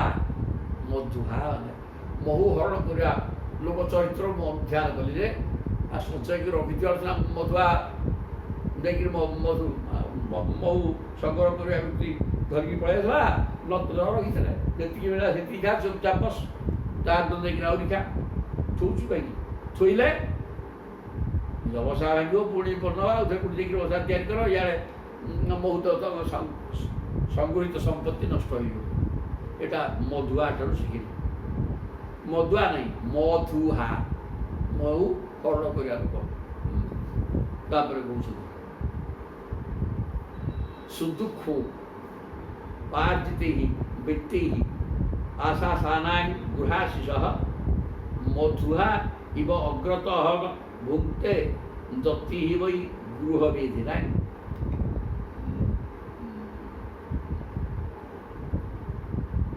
ମହୁମାଛି ନିଜେ ସଞ୍ଚୟ କରି ରଖିଥିବା ମହୁକୁ ନିଜେ ନ ଖାଇନ, ମହୁ ସଂଗ୍ରହକାରୀ ତାକୁ ନିଜେ ମହୁ ସଂଗ୍ରହ ଖାଏ, ଅଧିକା ଆଣିକି ବସାଏ ଜମା କରେ। ଖାଇକି ସଞ୍ଚୟ କରି ତା ନୁହେଁ, ଖାଉଛି ଏବଂ ଅଧିକା ଜିନିଷଟା ଜମେଇକି ରହୁଛି। ଯାହାଫଳରେ ହେଲା କ'ଣ? ମହୁ ସଂଗ୍ରହକାରୀ ଯେତେବେଳେ ଫୁଲ ଭଲ ଫୁଟିବନି, ମହୁ ମିଳିବନି, ସେତେବେଳେ ତାକୁ ଖାଇବ। ଏଇ ଲକ୍ଷ୍ୟରେ ସେ ଜମେଇକି ରଖେ। ସେ ଅନ୍ୟ କିଏ ଖାଆନ୍ତି ସେ ଲକ୍ଷ୍ୟରେ ନୁହଁ। ଖାଇଲେ ମିଳୁଛି ତ ଫୁଲ, ସଂଗ୍ରହ କରି ଗୋଟେ ରଖିଦେବା। ବର୍ଷା ଦିନେ ଭଲ ଫୁଲ ଫୁଟିବନି, ବସନ୍ତ ଗ୍ରୀଷ୍ମ ଋତୁରେ ଭଲ ଫୁଲ ହେବନି। ତେଣୁକରି ସଞ୍ଚୟ କରିକି ସେ ରଖେ। ମିଳିଲେ ତ ଖାଇଲା, ନହେଲେ ସେ ବର୍ଷାରେ ଖାଇଦେଇକି ରହିଲା। ଏଇ ପ୍ରକାର ବ୍ୟବସ୍ଥା କରିବା ବି ସେ ରଖେ ଯଦି ହଉ। ତାକୁ କିନ୍ତୁ ସେ ମଧୁଆ କ'ଣ କଲେ? ସୁଖ ସୁଦୁଃଖ ପାର୍ଜିତୈଃ ବିତ୍ତୈଃ। ସୁଦୁଃଖ ମାନେ ଅତ୍ୟନ୍ତ ଦୁଃଖ ସହିକିରି ଉପାର୍ଜନ କରିଥିବା ସମ୍ପତ୍ତି ବିତ୍ତୈଃ ଆଶାସାନାଂ ଗୃହାଶିଷଃ। ପରେ ଖାଇବା ବର୍ତ୍ତମାନ ବି ହେଇଗଲା, ଅଧିକା ଆସିଛି, ରଖିଦେଇଥିବା ଖାଇବା। ଏ ଲକ୍ଷ୍ୟରେ ରଖିଥିବା ଦୁଃଖ କଷ୍ଟ କରି ଆଣିକିରି ଯେତିକି ଖାଇଲା, ଆଉ କିଛି ରଖିଲା ପରେ ଖାଇବା ବି ତାକୁ ରଖିଲେ ହେବ କ'ଣ? ନା ମଧୁଆ ଇବ ଅଗ୍ରତଃ ଭୁକ୍ତେ। ତୁମେ ଖାଇବା ପୂର୍ବରୁ ଅଗ୍ରତଃ ଆଗୁଆ ସିଏ ନେଇଯାଏ ବା ଖାଇଯାଏ। ଯତି ବୈ ଗୃହବେଧିନାଂ। ସନ୍ନ୍ୟାସୀ ବ୍ରହ୍ମଚାରୀ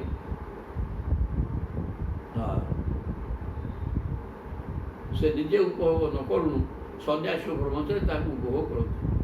କାରଣ ଗୃହସ୍ଥ ହୋଇଥିବାରୁ ଅତିଥି ଅଭ୍ୟାଗତକୁ ପ୍ରଥମେ ଭୋଜନ ଦେବା କାମ। ମହୁମାଛି ଯେମିତି ମହୁଆ ଯାଇକି ଘିନି ଆଣେ, ମହୁ ହରଣ କରିବା ଲୋକ, ସେମିତି ତୁମେ କଷ୍ଟ କରି ଉପାର୍ଜନ କରି ରଖିଥିବା ଜିନିଷ ପରେ ଖାଇବି ବୋଲି ରଖିଥିବ। କିନ୍ତୁ ଗୃହସ୍ଥାଶ୍ରମରେ ରହିବା ଲୋକ ପାଖକୁ ସନ୍ନ୍ୟାସୀ ବି ମାଗି ଆସିବେ, ତୁମେ ତାକୁ ଦେଇଦେଲା ପରେ ହେବ କ'ଣ? ତୁମ ପାଇଁ ରଖିଥିବା ଜିନିଷ ଆଉ ଜଣେ ଖାଇ ଦେଇକି ପଳେଇଲା। ଆଉ ତେଣୁ ସଞ୍ଚୟ କରିବା ଭୁଲ। ଆଜିକାଲି କିନ୍ତୁ ସଞ୍ଚୟ କଲେ ଦେଖି କିଛି ନଦେଲେ ଅଭ୍ୟାସ ତ ନାହିଁ, କିଏ କାହାକୁ ଦେବେ। ତାପରେ ହବ ଯେ ଦବା ଠିକ୍ ଉଚିତ, କିନ୍ତୁ ଲୋକ ପରା ଠକ, ଲୋକ ଏତେ ବଦମାସି ଏବଂ ଠକ ହେଇଗଲେଣି କାହାକୁ ତ ବିଶ୍ୱାସ କରିପାରିବ ନାହିଁ। କାରଣ ତେବେ ଯଦି ଥରେ କି ଦୁଇଥର ଠକାମିରେ ପଡ଼ିଗଲ, ତେବେ ଅନୁଭବ କରିପାରିଲ ଯେ ଲୋକଟା ଠକି ନେଇଯାଇଛି, ତାପରେ କ'ଣ ମନ ହେବ? ସରିଗଲା, ଆଉ ମନ ଦେବାକୁ ହେବ ନାହିଁ। ଇଏ ବର୍ତ୍ତମାନ ମାଗତା ଗୁଡ଼ାକ ତାଙ୍କ ଛାଏଁ ଦବା ଲୋକକୁ ମଧ୍ୟ ନ ଦେବା ବ୍ୟବସ୍ଥା କରାଇ ଦେଉଛନ୍ତି। ଏ ବୁଢ଼ାର ମଧ୍ୟ ଅନୁଭୂତି ଅଛି। ଗୋଟେ ଲୋକ ପଳେଇ ଆସିଲା ଖାଦ୍ୟ ହୋଇ କ'ଣ କରିବା, ଝିଅଟା ବୁଢ଼ୀ ହେଇଗଲାଣି, ଆଉ ତାକୁ ବିବାହ କରି ହେଉନି, ଟଙ୍କା ନାହିଁ, ପଇସା ନାହିଁ, କିଛି ନାହିଁ। ଆଉ ସମସ୍ତେ କହିଲା ଆପଣ ଦବା ଲୋକ, ଆଉ କ'ଣ ମୋତେ ଦିଅନ୍ତୁ, କ'ଣ ଆଉ କ'ଣ ଦେଇ ଲୁଗାପଟା କିଛି ନେଇଯା, ବିବାହ ଟଙ୍କା ନେଇବ ନା, ହଁ ଶାଢ଼ୀ ଲୁଗାପଟା ତାକୁ ଦିଆହେଲା। ଯଦି ନେଇକିରି ଗଲା, ମୁଁ ତ କିଛି ବିଚାର କରିନି, କହୁଛି ଏମିତି କଥା ତ ହେଇଥିବ, ତ ନେଲା ଆଉ କ'ଣ।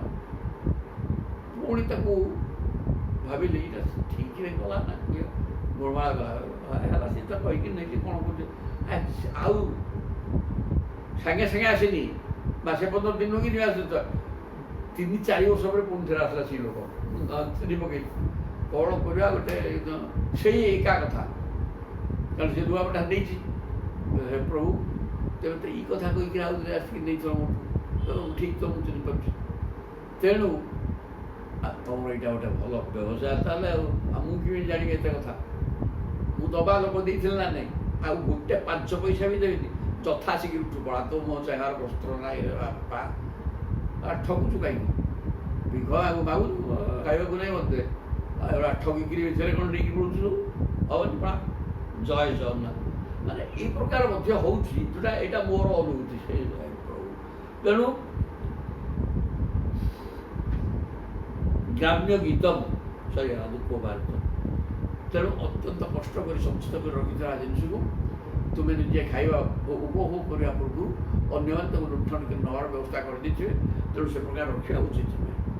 ଗ୍ରାମ୍ୟ ଗୀତ ନ ଶୃଣୁୟାତ ଯତି ବନଚରଃ କ୍ୱଚିତ୍ ଶିକ୍ଷେତ ହରିଣାତ୍ ବଦ୍ଧାନ୍ ମୃଗୟୋଃ ଗୀତମୋହିତାତ୍। ଆଉ ଗୋଟେ ସୁନ୍ଦର କଥା କହିଲେ, ଗ୍ରାମ୍ୟ ଗୀତକୁ ଶୁଣୁରେ ବାପା, ସ୍ୱର ଦେଇକିରି ବାଦ୍ୟଯନ୍ତ୍ର ବାଜିକିରି ବୋଲା ହେଉଥିବା ଗୀତ ଅତ୍ୟନ୍ତ ଆକର୍ଷଣୀୟ। ତେଣୁ ସେ ଆକର୍ଷଣ ଭିତରେ ତୁ ପଡ଼େ ନାହିଁ। ଯତି ବନଚରଃ କ୍ୱଚିତ୍। କାହିଁକି? ମୁଁ ତାକୁ ଉଦାହରଣ ଦେଇକି କହୁଛି, ଦେଖ, ହରିଣ ଗୁଡ଼ାକର ଏଇ ଯେଉଁ ଗୀତ ବା ସ୍ୱର, ତାଙ୍କ ସ୍ୱର ଗ୍ରହଣ କରି ସେମାନେ ମୁଗ୍ଧ ହେଇଯାଆନ୍ତି। କର୍ଣ୍ଣ ମାଧ୍ୟମରେ କାନ ଡେରିକିରି ଯଦି ବାଦ୍ୟଯନ୍ତ୍ର କିଛି ବାଜିଲା, ବୟସ ଭଗବନ୍ଧ, ସେ ସମାନେ ଶୁଣୁଥିବେ। ସେଟା ଭାରି ତର୍କା, ଖୁଣ୍ କି ଟିକେ ତରତର ହେଉଥିବ, କାନ ଲହଳ କରିକି ଆଖି। କିନ୍ତୁ ଯଦି ବଇଁଶୀ ବାଜିଲା, ସେ ସ୍ୱରକୁ ଲକ୍ଷ୍ୟ ରଖି ଏମିତି ରହିଯିବେ ଯେ କିଛି ଘଡ଼ଘଡ଼ି ଗାଡ଼ି କିଛି ଶୁଣିବେନି, ସ୍ଥିର ହୋଇଯାନ୍ତି। ଯାହାଫଳରେ କ'ଣ ହେବ, ତାକୁ ଶିକ୍ଷେତ ହରିଣାତ୍। ହରିଣ ଠାରୁ ମୁଁ ଶିଖିଲି, କ'ଣ ଶିଖିଲି ନା ବଦ୍ଧାନ୍ ମୃଗୟୋଃ ଗୀତମୋହିତାତ୍। ମୃଗୟୁ ମାନେ ବ୍ୟାଧ, ଶିକାରୀ କ'ଣ କରେ, ଦେଖିଲା ହରିଣ ତରୁଛନ୍ତି, ଦୂରେଇକି ଛପିକି ରହି ବଇଁଶୀ ପକେଇଲା, ସେ ଗାନେଇକିରି ଶୁଣିଲେ, ସ୍ଥିର ହେଇକିରି ଶୁଣିଲା, ଆସିକି ଆଉ ଜଣେ ଶିକାର କରିଦେଲା। ଆଉ ସେ ଯିବେନି ନା ଦୌଡ଼ିକିରି, ତେଣୁ ଇଏ ଆଉ ଜଣେ ଯାଇକି ତାକୁ ସ୍ୱର ମାରିକି ଶେଷ କଲା। এই প্রকার ব্যবস্থা। তেণু ইন্দ্রিয় গ্রাহ্য যে কোনো শ্রবণেন্দ্রিয় সুস্বরে গীত বাদ্য বাজিকি ବୋଲା ହେଉଥିଲେ ତାକୁ ଗ୍ରହଣ କରିବ। ଗ୍ରହଣ କଲେ ନିଜର କ୍ଷତି ହୁଏ। ଏହା ମୃଗ ହରିଣ ଠାରୁ ମୁଁ ଶିଖିଲି। ବ୍ୟାଧର ଗୀତରେ ଆକୃଷ୍ଟ ହୋଇକିରି ହରିଣ ବ୍ୟାଧରେ ଜାଲରେ ପଡ଼ିକିରି ମରେ। ବନବାସୀ ସନ୍ନ୍ୟାସୀ କଦାପି ଗ୍ରାମ୍ୟ ବିଷୟ ଗାଉଁଲିଆ ଗୀତ ଶୁଣି ତା ପ୍ରତି ଆକୃଷ୍ଟ ହେବା ଉଚିତ ନୁହେଁ। ହେଲେ ହରିଣ ଭଳିଆ ତାର ସର୍ବନାଶ ହବ। ତେଣୁ ଏଇଟା ହରିଣ ଠାରୁ ଶିଖିବେ। ହରିଣ ଗୋଟିଏ ଗୋଟିଏ କହିବେ ଜାଣିଲେ ଗୋଟିଏ ଗୋଟିଏ ଇନ୍ଦ୍ରିୟ ବିନାଶ ପାଇଁ କାରଣ ହେଇଯାଉଛି। ହାତୀର ଏ ଯେଉଁ ହାତୁଡ଼ି ସହ ମିଶିବା ତାର ଗୋଟେ ତା ପ୍ରତି ତାର ଆକର୍ଷଣ ଥାଏ ଏବଂ ତାର ଜନନେନ୍ଦ୍ରିୟ ପ୍ରେମ ଅଧିକା, ଯାହାଫଳରେ ହାତୁଡ଼ି ଯୋଗୁଁ ସେ ପଡ଼ିକିରି ଖାଲ କରିକି ହାତୁଡ଼ି ଥୋଇ ଦେଇଥିବ ଉପରଟା ଗଛ ପତ୍ର ଲଗେଇକି ମାନେ ପ୍ରକୃତ ଗଛ ନୁହଁ, ଏହା ଯାଉ ସେ ସଜାଡ଼ିକି ଥୋଇ ଦେଇଥିବେ ଯେମିତି ଖାଲ ବୋଲି ଜାଣିଲେ ଜୀବନ ନା ଏ ପ୍ରକାର କରିକିରି ସେ ଜଙ୍ଗଲଟା ଟିକେ କ'ଣ ହେଇଛି ସେ ଜାଣିପାରିବନି। ହାତୁଡ଼ି ଶବ୍ଦ ଶୁଣି ତା ଭିତରେ ପଡ଼ିଥିବ ହେଇକି ଆଉ ଉଠିପାରିବ ଆଉ ଧରିଲେ ତାମାନେ ସିଏ ଜନନେନ୍ଦ୍ରିୟର ଆକର୍ଷଣ ଦ୍ୱାରା ସିଏ ମଲା। ଏଠି ହରିଣ କୁହାଗଲା ଯେ ଶ୍ରବଣେନ୍ଦ୍ରିୟ ଗୋଟିଏ ଇନ୍ଦ୍ରିୟ ତାର ବିନାଶ ପାଇଁ ବି କାରଣ ହେଉଛି। ମାଛ ରସନେନ୍ଦ୍ରିୟ କଥା ଆସିବ କ'ଣ ହବ, ରସନେନ୍ଦ୍ରିୟର ଆକର୍ଷଣ ଦ୍ୱାରା ମାଛ ମରେ। ଜିଆ ନାଡ଼ ଗୁନ୍ଥିକିରି କଟା ଦେହରେ ତାକୁ ଅଲ କରୁଥିବେ, ସେ ଆମିଷ ଗନ୍ଧରେ ଆସିବ, ସେଥିରେ କଟା ଅଛି ବୋଲି ବୁଝିପାରିବ ନାହିଁ। ଖାଦ୍ୟ ଲୋଭ ବଢ଼ିଆ କି ସୁନ୍ଦର ବାସନା ପକେଇଦେବି ଚପକିରି ପକେଇଦେବ ସେ ଖାଇବା ଲାଖିଯିବ ଆମଲା ଆଉ କ'ଣ। ତେବେ ଇଏ ଗୋଟିଏ ଗୋଟିଏ ଇନ୍ଦ୍ରିୟର ଭୋଗ ଲାଳସା ଦ୍ୱାରା ଜୀବ ମୃତ୍ୟୁବରଣ କରୁଛନ୍ତି। 5ଟା ଇନ୍ଦ୍ରିୟ ଧରିକି ଯିଏ ବୁଲୁଛି 5 ଆଡ଼ୁ ଆକର୍ଷଣ ହେବ ଆଉ ସେ ବଞ୍ଚିବ କେତେ? ତେଣୁ ଇନ୍ଦ୍ରିୟ ସଦତ କରିବା ନାହିଁ ଦରକାର।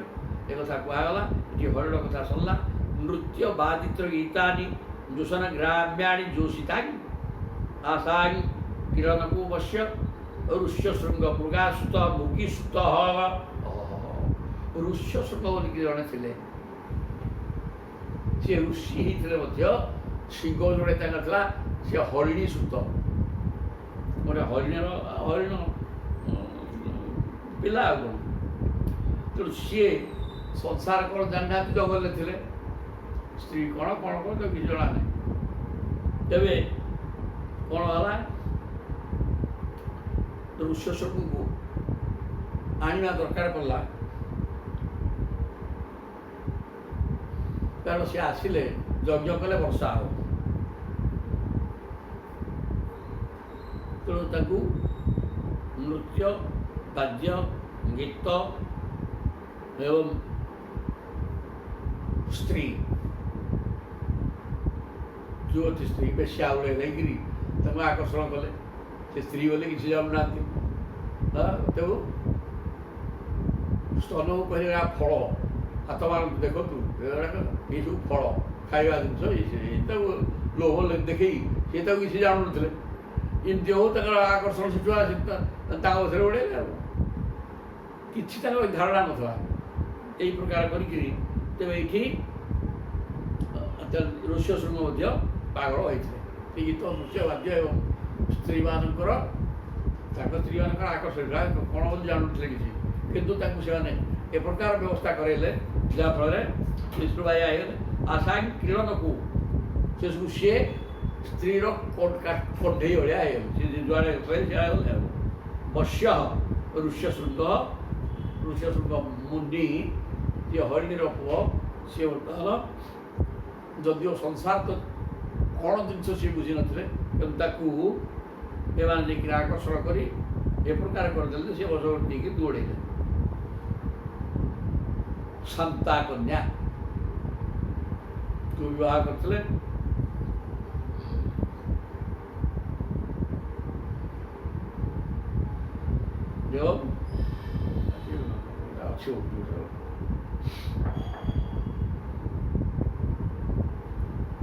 ସେଇ ହିଁ ଚରୁ କରିକି ଦଶରଥଙ୍କର ପୁଅ ହେଇଛି। ଆଉ ଇଏ ତାଙ୍କର ମିତ୍ର ତାଙ୍କୁ ଡାକିରି ଆଣିଲେ ଏବଂ ତାଙ୍କ ରାଜ୍ୟରେ ବର୍ଷା ହେଲା। ଆଉ ତାକୁ ଦଶରଥ ଆମନ୍ତ୍ରଣ କରି ନେଇକରି ସନ୍ତାନ ପାଇଁ ଚରୁ କରିକି ତାଙ୍କ ଇଏରେ ହେଇଥିଲା। ଜିହ୍ୱୟା ଅତି ପ୍ରମାଥିନ୍ୟା ଜନୁ ରସ ବିମୋହିତ ମୃତ୍ୟୁ ମୃଚ୍ଛତ୍ୟସଦା ବୁଦ୍ଧି ମୀନସ୍ତୁ ବଢ଼ିଛି ଯଥା ହେଲା ଏଇଠି ଆଉ ଏଇଟାକୁ ମୁଁ ଆଗକୁ କହିଦେଇଥିଲି ଗୋଟିଏ ଗୋଟିଏ ଇନ୍ଦ୍ର କଥାରେ ଏଇଠି ବୋଧେ ସେ କଥା ପଳେଇ ଆସିଲା।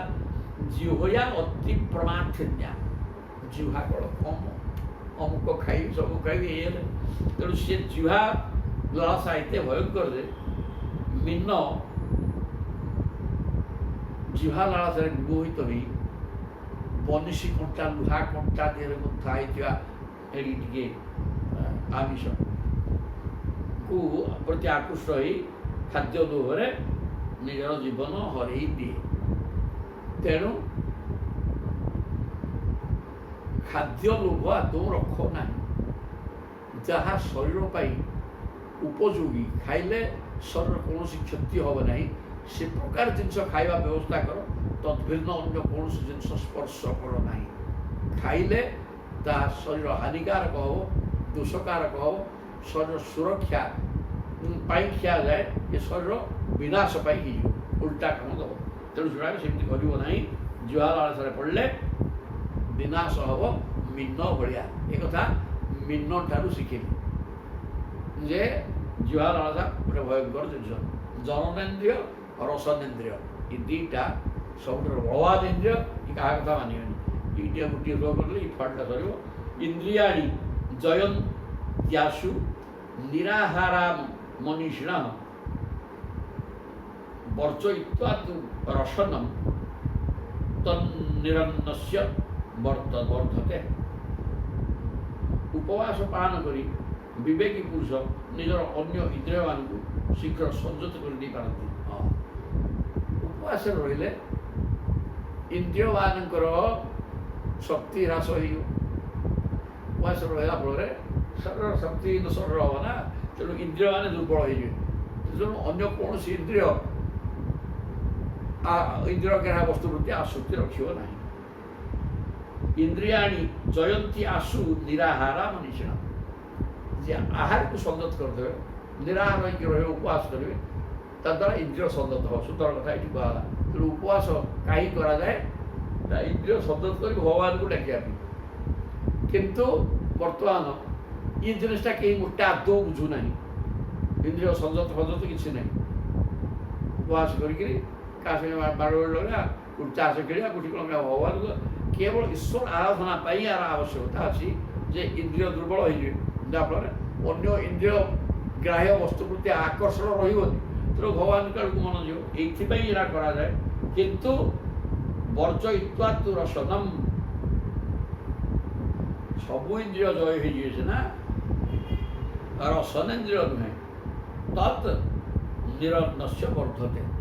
ଆରେ ଉପବାସ କରିକିରି ଇନ୍ଦ୍ରିୟ ସଂଯମ ପାଇଁ ଉପବାସ କରିବ ନା? ହଁ, ଅନ୍ୟ ଇନ୍ଦ୍ରିୟ ଗୁଡ଼ାକ ସଂଯତ ହେଇଯାଇପାରିବେ, କିଛି ଅସୁବିଧା ନାହିଁ। କିନ୍ତୁ ରସନେନ୍ଦ୍ରିୟ ସଂଯତ ହେବ ତ ନା? ମୋଟେ ହେବନି।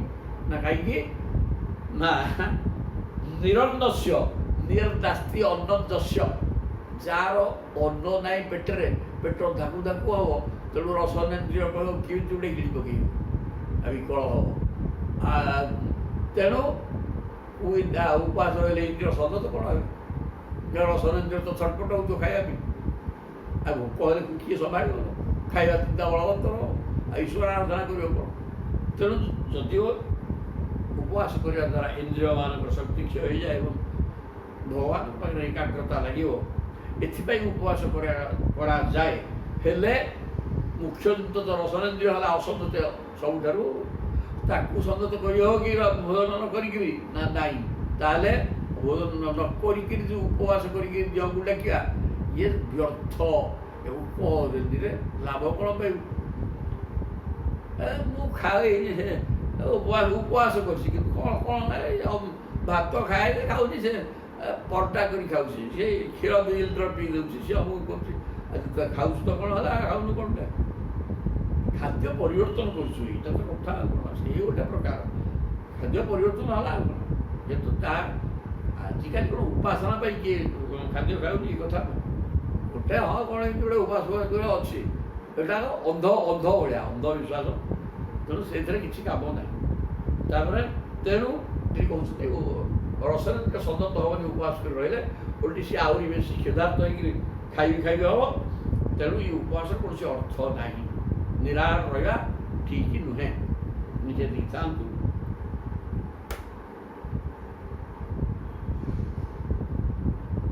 କାଲିକି ଦେଖିବା